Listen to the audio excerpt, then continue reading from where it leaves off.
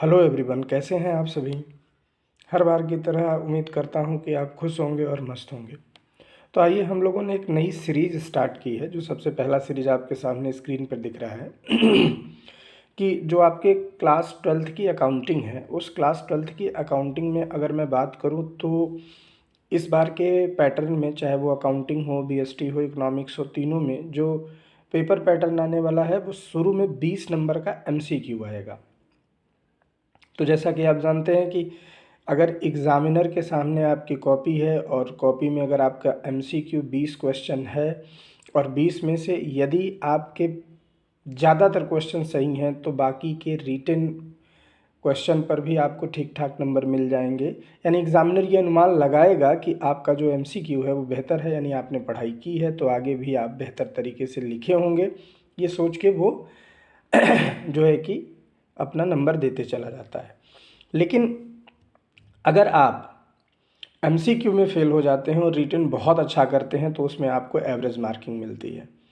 तो मैं आपको बता दूं कि इसके लिए हम लोगों ने कोशिश किया है कि कुछ ऐसा स्टेप लिया जाए जिससे बच्चों का जो 20 नंबर का एमसीक्यू है वो मोस्टली सही हो जाए। तो मैंने कोशिश तो की है कि एमसीक्यू में कवर्ड करूं, तो अप्रॉक्सीमेट लगभग 60 टू 80 क्वेश्चन में पूरा पार्टनरशिप कवर करने की मैंने कोशिश की है, जिसमें चैप्टर वाइज मैं लेके आऊँगा। और अगर आप देखेंगे तो अप्रॉक्सीमेट आपका 60 क्वेश्चन पार्टनरशिप से होगा, लगभग 40 क्वेश्चन आपका शेयर से मैं कराऊंगा और उसी तरह से आपका 20 नंबर में फाइनेंशियल स्टेटमेंट से भी बहुत ज़्यादा 20 क्वेश्चन कराऊंगा। यानी एक तरह से आप देखा जाए तो 140-150 क्वेश्चन में आप लगभग 20 नंबर के क्वेश्चन निकाल लेंगे, ढूंढ लेंगे, उससे मिलता जुलता क्वेश्चन आएगा या हो सकता है कि सेम पैटर्न पर आए।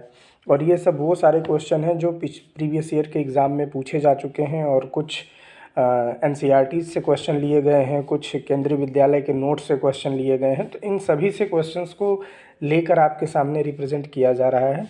तो आइए देखिए और इन्जॉय करिए आप सभी। बस केवल देखना है। मैंने आपको पर्पज़ इसका बता दिया, अब मैं धीरे धीरे इसको स्टार्ट करता हूँ। तो सबसे पहले हम लोग चलते हैं, जो हमारा पहला क्वेश्चन है। As per the companies act 2013 the central government is empowered to prescribe the maximum number of a partners in a firm, but the number of a partners can not be more than. देखो कि यहाँ पर जो लिखा हुआ है, कि मैं पहले बता दूं कि इससे रिगार्डिंग कभी कभी क्वेश्चन पूछा जाता है कि जो पार्टनरशिप के मेंबर की बात की गई है वो पार्टनरशिप एक्ट में कहीं नहीं की गई है, वो कंपनीज एक्ट 2013 के अंतर्गत मेंशन है। और कंपनीज एक्ट 2013 में बोल रखा है कि जो मैक्सिमम नंबर ऑफ पार्टनर होने चाहिए वो कितने होने चाहिए, 50 होने चाहिए। यहाँ पर आपको ऑप्शन कितना लगाना है, 50 लगा देना है। अगर मैं बात करूँ तो आप यहाँ पर ऑप्शन कितना लगाओगे, 50 को लगाओगे, ठीक है। तो अब हम लोग चलते हैं अगले स्लाइड में, देखते हैं। A partnership deed provide for the payment of interest on capital, but there was a loss instead of a profit during the year 2020-21, at what rate will be interest on capital be allowed। यहाँ पर कह रहा है कि partnership deed provide किया गया था interest on capital के लिए, but there was a loss, firm को लॉस हो गया, of a profit during the year 2020-21 में, तो what rate will be the interest on capital be allowed. यहाँ थोड़ा अलाउड में स्टेक हो गया, लेकिन इसको आप अलाउड पढ़िए।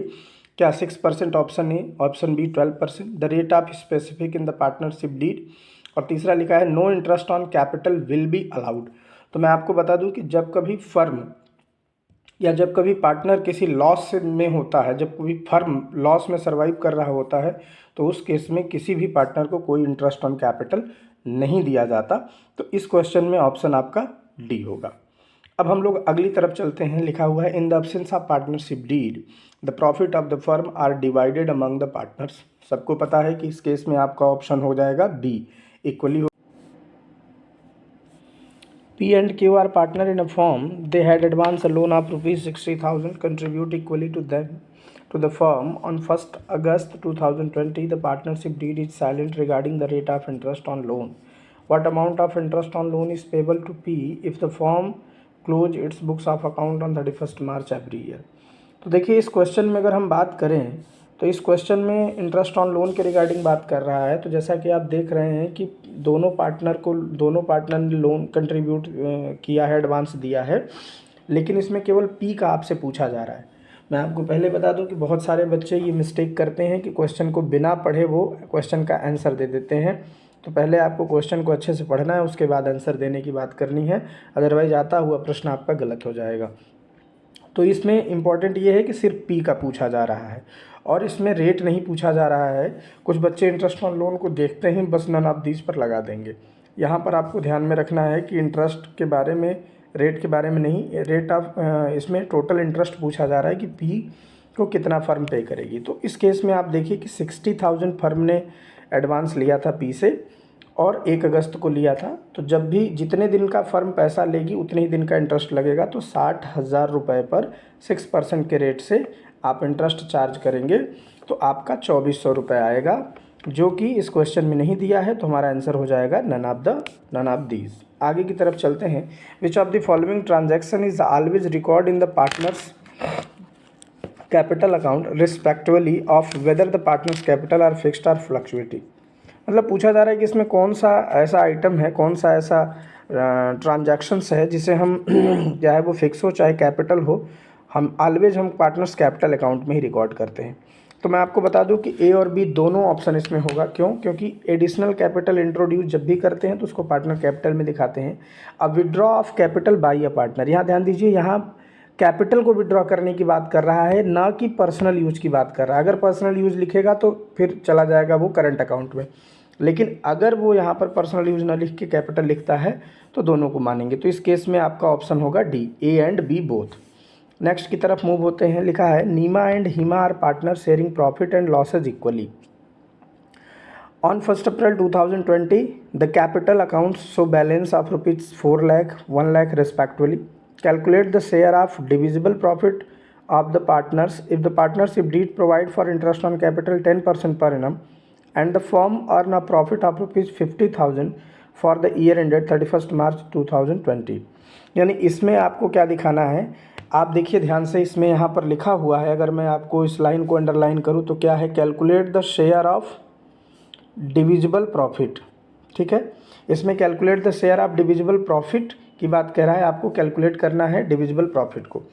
अब डिविजिबल प्रॉफिट को निकालते समय आपको हमेशा ध्यान देना है कि इंटरेस्ट ऑन कैपिटल के साथ अगर डिविजिबल प्रॉफिट निकालना है तो आपको ध्यान रखना है ये कि सबसे पहली बात कि हमारा इंटरेस्ट ऑन कैपिटल क्या है।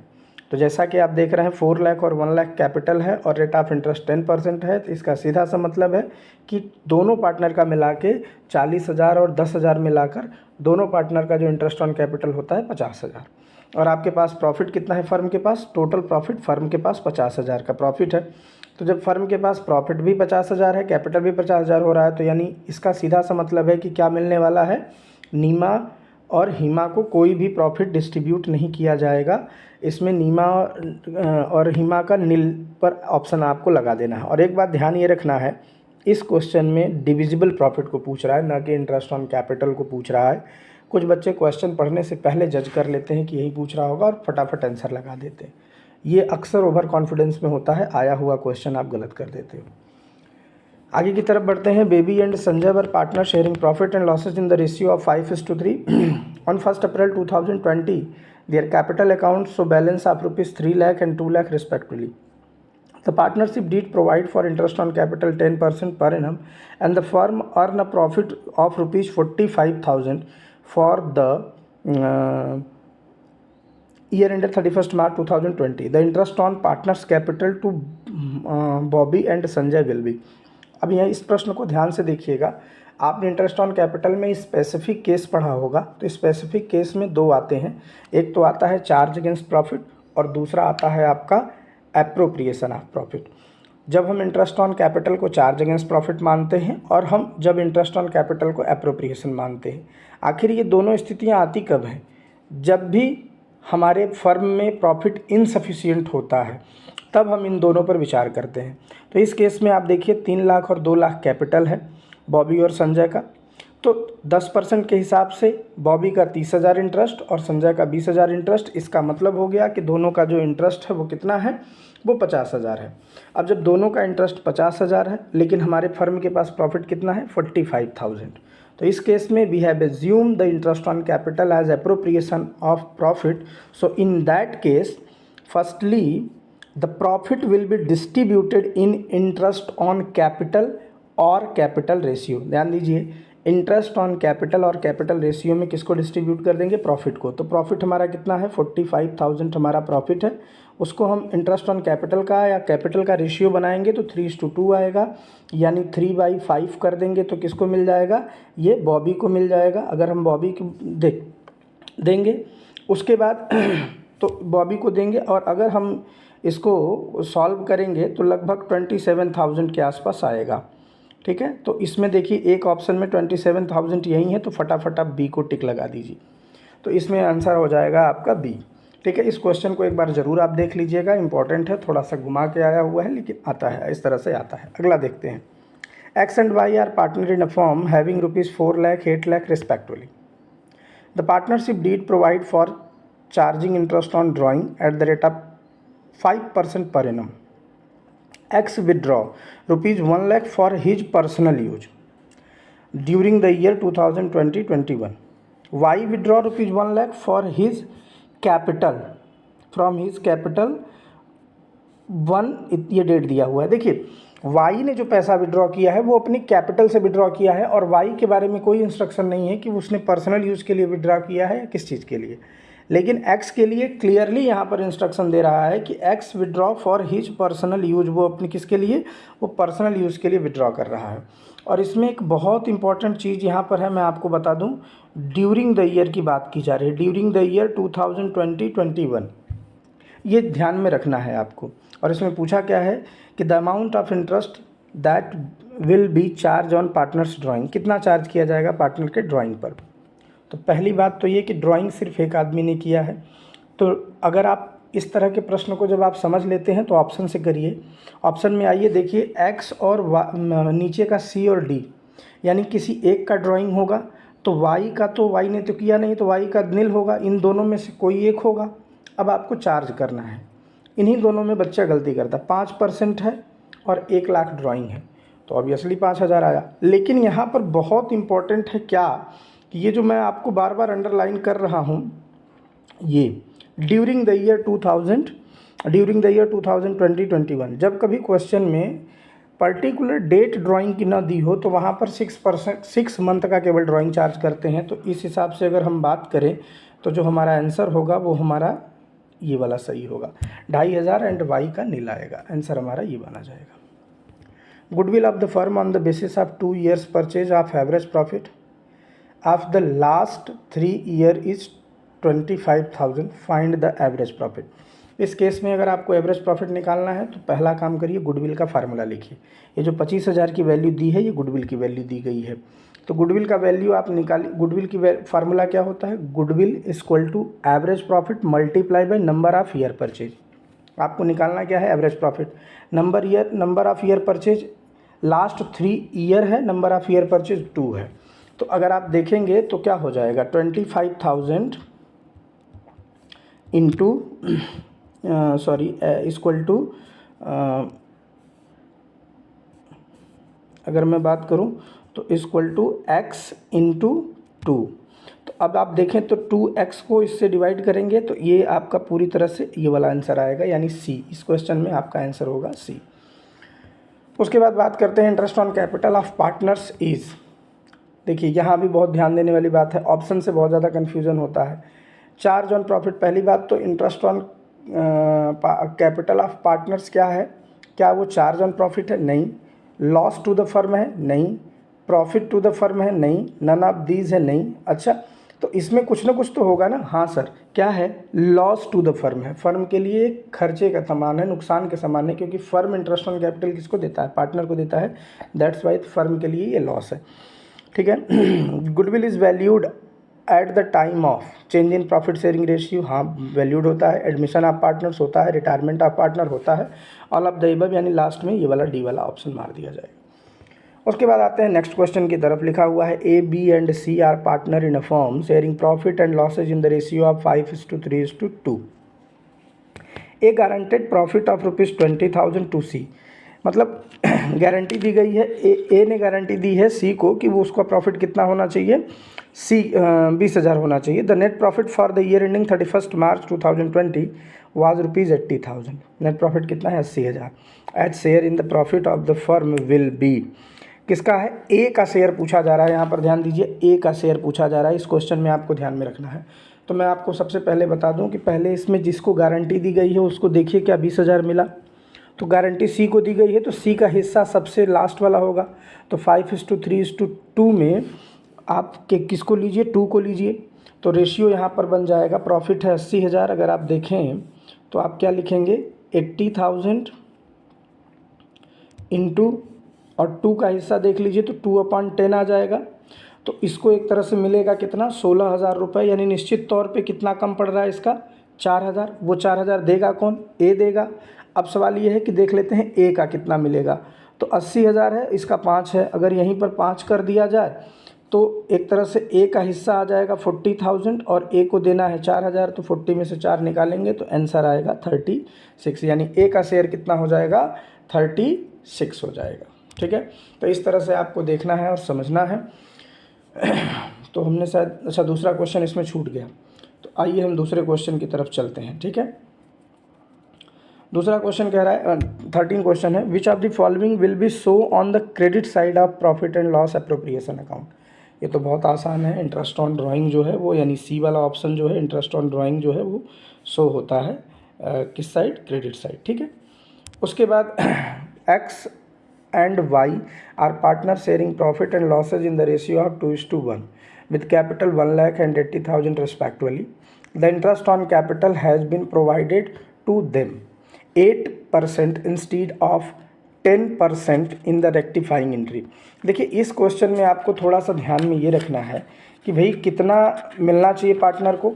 तो मैं आपको सबसे पहली बात ये कहूँगा कि कह रहा है कि 8% मिला इंस्टीड ऑफ 10%।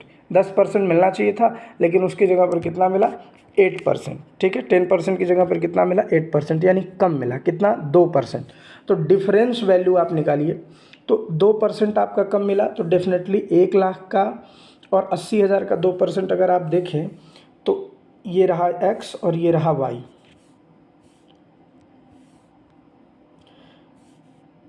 ये रहा x और ये रहा y। तो x को कितना मिलना चाहिए था, और जो डिफरेंस की वैल्यू है कितनी है, डिफरेंस वैल्यू है 2%। अगर मैं बात करूँ 2% की तो 2% में देखिए कितना आएगा, निकाल लीजिए। 2% में यहाँ 2,000 आएगा और यहाँ पर आ जाएगा 1,600 रुपये। ठीक है, अब एक तरह से देखा जाए तो इनको 2% कम मिला तो ये कम प्रॉफिट बटाना। तो अब हम इनका टोटल जोड़ लेंगे और इनका टोटल आता है 3600 यानी 3600 रुपये, 3600 आता है। अब हम इस 3600 को हम क्या करेंगे, हम बांट देंगे। किस रेशियो में बांट देंगे, जो यहाँ पर क्वेश्चन में प्रॉफिट शेयरिंग रेशियो दिया हुआ है, क्वेश्चन में यहाँ पर ये 2:1 में दिया हुआ है, 2:1 में हम इसे डिस्ट्रीब्यूट कर देंगे। तो जब आप इसे 2:1 में डिस्ट्रीब्यूट करेंगे तो डिफरेंस आपके सामने दिखेगा और 3600 रुपये को जब डिस्ट्रीब्यूट करेंगे तो डिफरेंस जो दिखेगा उसमें आपका बी नंबर का ऑप्शन होगा। इसको आप देख लीजिएगा। अगर कोई प्रॉब्लम है तो कमेंट में आप करिएगा, मैं पास्ट एडजस्टमेंट पर स्पेसिफिक एक वीडियो बना दूंगा आप लोगों के लिए। उसके बाद बात करते हैं capital employed of the firm is 25 lakh. ठीक है, it is average profit is 3,10,000। The normal rate of return is similar type of business is 10%। Okay, what is the amount of super profit. आपको पता है super profit is equal to average profit minus normal profit. Average में से normal को आप निकाल लेते हैं तो आपका क्या आ जाता है, सुपर प्रॉफिट आ जाता है। तो सवाल ये है कि किसी भी फर्म का कैपिटल एम्प्लॉयड कितना है, 25,000 है। और किसी भी फर्म के लिए अगर कोई कैपिटल 25,000 लगा रहा है तो वहाँ पर एवरेज प्रॉफिट नॉर्मल रेट के हिसाब से आना कितना चाहिए, 25,000, मतलब 2,50,000 आना चाहिए। और इस क्वेश्चन में आपसे सुपर प्रॉफिट पूछ रहा है तो सबसे पहले आप काम करिए कि 3,10,000 का 100% निकालिए। तो इसका रेसिप्रोकल करिए, 3,10,000 मल्टीप्लाई बाई 100 डिवाइडेड बाई 10 कर देंगे तो 31 लाख रुपए आपका आ जाएगा। और 31 लाख रुपए जब आएगा उसको 25 लाख से जब आप डिडक्ट करेंगे, ठीक है, तो जो आपकी वैल्यू आएगी वो 6 लाख आएगी। और 6 लाख का आप 10% निकाल देंगे तो 60,000। यानी इस केस में जो आपका नॉर्मल प्रॉफिट, सुपर प्रॉफिट है वो 60,000 आएगा। दूसरा तरीका ये भी है कि 25,000 का 10% निकाल दीजिए, ये ऑलरेडी 10% है, माइनस कर देंगे, वैल्यू आपकी आ जाएगी, यानी इसमें प्रॉफिट आपका 60,000 माना जाएगा। चलते हैं, अब देखिए यहाँ से कुछ रीजन और असर्शन के क्वेश्चन शुरू होते हैं। अच्छा, कुछ थोड़ा सा मिस्टेक हो गया है, लेकिन क्वेश्चन को मैं समझाऊंगा। टाइपिंग में मिस्टेक हो गया है तो मैं आप हो सकता है कि वो चीज़ें, लेकिन आप देखेंगे तो समझ में आ जाएगा। क्या है असर्शन, क्या है? Mohit a partner in the firm give a loan of ₹2 lakh, ठीक है, to the firm without an agreement, बिना किसी एग्रीमेंट के दिया गया, as to the rate of interest. मतलब एग्रीमेंट तो हुआ लेकिन रेट ऑफ इंटरेस्ट के लिए नहीं हुआ। At the year end the remaining partners agree to allow interest on loan of 6% per annum. अच्छी बात है। फिर रीज़न क्या है? In the absence of partnership deed provision of the partnership act 1932 is applicable and hence interest on loan of 6% per annum can be provided. बात दोनों सही है और ए जो है वो दूसरे का करेक्ट एग्जाम्पल है, करेक्ट एक्सप्लेनेशन है। तो आप देखिए both assertion A and reason are true and reason R is the correct explanation of A। ये बिल्कुल पहला वाला ऑप्शन, इसमें आप क्या करेंगे? पहले वाले ऑप्शन पर टिक लगा देंगे, ठीक है। उसके बाद आगे चलते हैं, लिखते हैं the value of goodwill calculated average profit method and super profit method is not the same. सही बात है भाई। उसके बाद कह रहा है the value of goodwill calculate on the average profit method and super profit method is not the same as the basis of valuation is difference. यानी इसमें जो डिफरेंसेज है वो किस चीज़ का डिफरेंस आता है? वैल्यूएशन का डिफरेंस आता है। तो इस क्वेश्चन में आप देखेंगे तो ये पहला वाला ऑप्शन, यानी दोनों चीज़ें सही हैं और एक दूसरे का करेक्ट एक्सप्लेनेशन है। तो मुझे लगता है कि पहले वाले ऑप्शन को अगर आप पढ़ें तो पहला वाला ऑप्शन ही आपका करेक्ट होगा। तो 17 में भी पहला आ जाएगा। वैसे मैं आपको बता दूं कि अगर आपको नहीं आता, पढ़ने के बाद भी इन केस ऐसा लगता है, तो जब तुक्के की बात आएगी ना तो वहाँ पर आप रीजन और असर्शन के क्वेश्चन में मोस्टली ज़्यादातर केस में आप ऑप्शन ए ही लगाइएगा। पहले ना आए तब, क्योंकि ऐसा नहीं कि हर बार ऑप्शन ए ही सही हो, लेकिन लक बाई चांस ऐसा हो सकता है कि ज़्यादातर केस में ऑप्शन ए सही होता है। फिर लिखा है guarantee of minimum profit may be given to a partner. Reason क्या है? Minimum profit must be guaranteed the remaining partner in equal. पहला तो सही कह रहा है लेकिन दूसरा बिल्कुल करेक्ट नहीं है। इस वजह से जब तीनों में पढ़ेंगे जो तीसरा है वो सही है।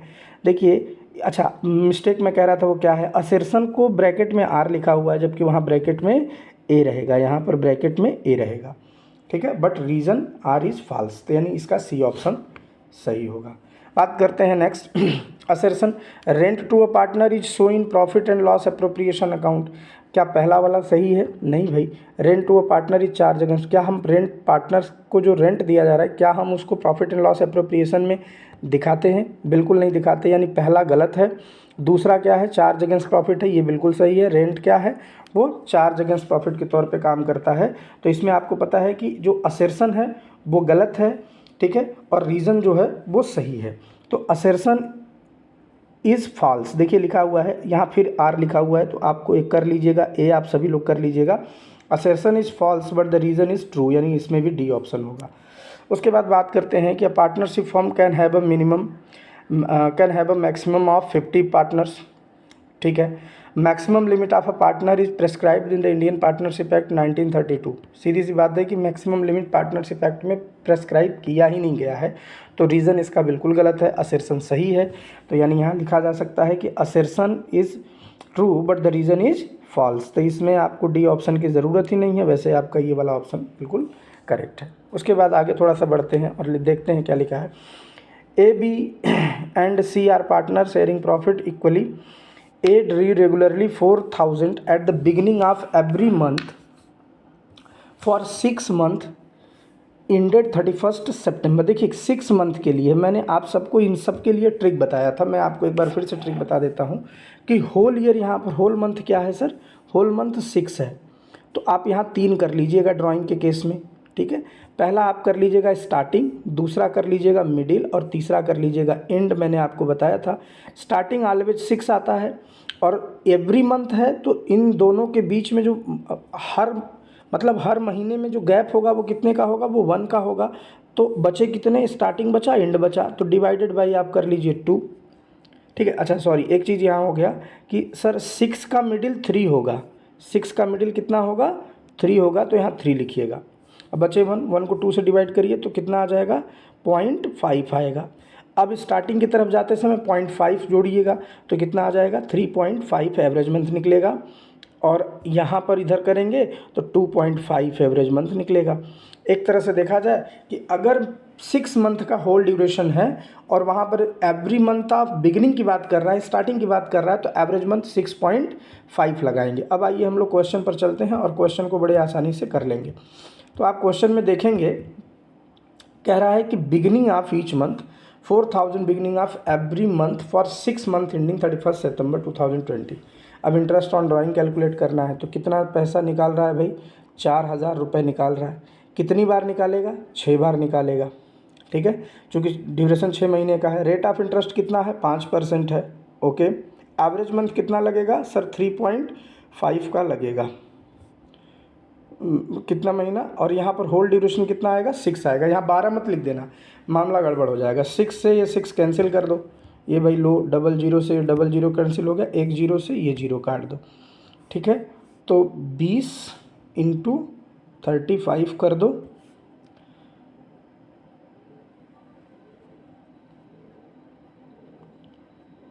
तो देखो यहाँ कितना आ गया, 700, सॉरी यहाँ 700 लिखा है, यहाँ जबकि 70 रहेगा। 770 लिखा है यहाँ, जबकि 700 का ऑप्शन रहेगा। ठीक है, तो इस क्वेश्चन में आपका 700 का ऑप्शन ठीक माना जाएगा, मतलब ऑप्शन डी। इसको आप 700 कर लीजिएगा। मैं इसको काट के यहाँ मेंशन कर दे रहा हूँ कि this is the not correct.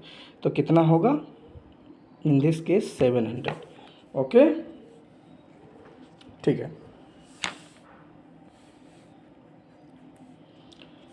अब देखते हैं next. On 1 April 2018 a partners introduce additional capital of ₹50,000 to the firm, but partnership deed is silent. Okay, the partners demand interest on capital 5%. How much interest on capital will be payable to? नहीं दिया जाएगा क्योंकि silent है, तो इसमें option क्या माना जाएगा सर, डी ऑप्शन माना जाएगा। ठीक है, उसके बाद लास्ट क्वेश्चन हम लोग चलते हैं। लास्ट क्वेश्चन में हम लोग देखते हैं, इफ़ सुपर प्रॉफिट इज 0 और नेगेटिव। ध्यान से देखिए, बहुत लॉजिकल क्वेश्चन है। अगर सुपर प्रॉफिट 0 है या नेगेटिव है, इट मीन्स दैट, इसका मतलब कि the actual average profit is less than और equal to the normal profit. Super profit का फार्मूला होता है भाई average profit minus normal profit. तो कह रहा है सुपर प्रॉफिट कब 0 होगा। अब कोई वैल्यू तब 0 होगी जब 2 डिजिट के बीच का डिफरेंस बराबर हो जाए, दोनों डिजिट बराबर होगा। अगर उसमें से कोई एक निगेटिव है तो 0 होने का चांसेस नहीं है। तो स्टेटमेंट पूरी तरह से सही नहीं है, आधा सही है। तो देखिए, क्या ये ट्रू है, नहीं। क्या ये फॉल्स है, नहीं। पार्शली ट्रू है, हाँ भाई पार्शली ट्रू है। तो इस क्वेश्चन में ये ऑप्शन होगा।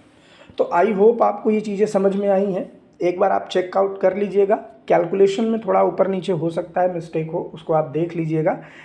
बट मैंने पूरी तरह से प्रयास किया है कि आपको समझ में आ जाए। जो MCQ मैं करा रहा हूँ उसको तैयार कर लीजिए। आपको कहीं से कुछ पढ़ने की MCQ के लिए ज़रूरत नहीं पड़ेगी। अभी तो केवल फंडामेंटल का हम लेकर आए हैं। अब हम स्टार्ट करेंगे इसके बाद नया एडमिशन, रिटायरमेंट और डेथ का एक साथ कंबाइन करके ले आएंगे। फिर डेथ डिसोल्यूशन को लेकर आएंगे हम लोग, और फिर उसके बाद हम लोग आगे इसी तरह से करके हमारी सेकेंड सीरीज बहुत जल्द आएगी। आप बताइए कि इसमें आपको कौन सा क्वेश्चन नहीं समझ में आया, जिसको और डिटेल में समझना है तो आप हमें मैसेज भी कर सकते हैं, आप कमेंट बॉक्स में कर सकते हैं, देख सकते हैं। किसी तरह की कोई दिक्कत हो तो आप बिल्कुल कांटेक्ट कर सकते हैं। Okay, thank you.